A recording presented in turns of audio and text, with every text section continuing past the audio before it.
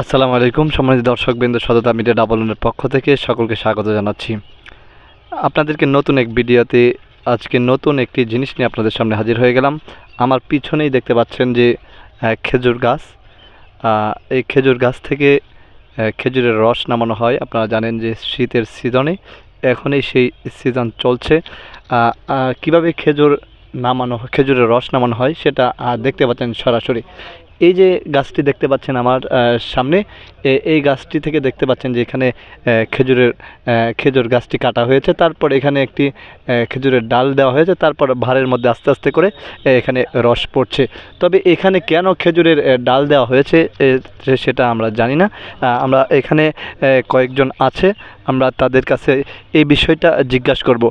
আমরা জানি সারা বাংলাদেশে খেজুরের রস এবং খেজুরের গুড় বেশ প্রসিদ্ধ, এবং মানুষ খেজুরের রস এবং খেজুরের গুড় খেতে বেশ ভালোবাসে এবং ভালো লাগে।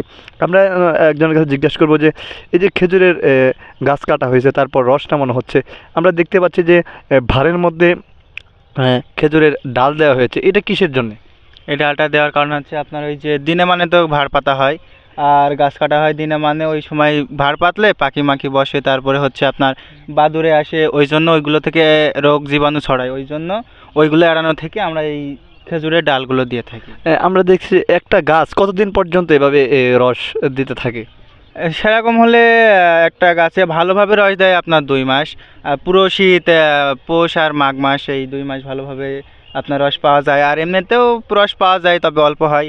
যে যতক্ষণ শীতের আবহাওয়া থাকে, তারপরে হচ্ছে আপনার শীতের আবহাওয়া থাকা অবস্থায় রস পাওয়া যায়, যে আপনার 3 মাস 3.5 মাসের মতন ভালোভাবে রস পাওয়া যায়।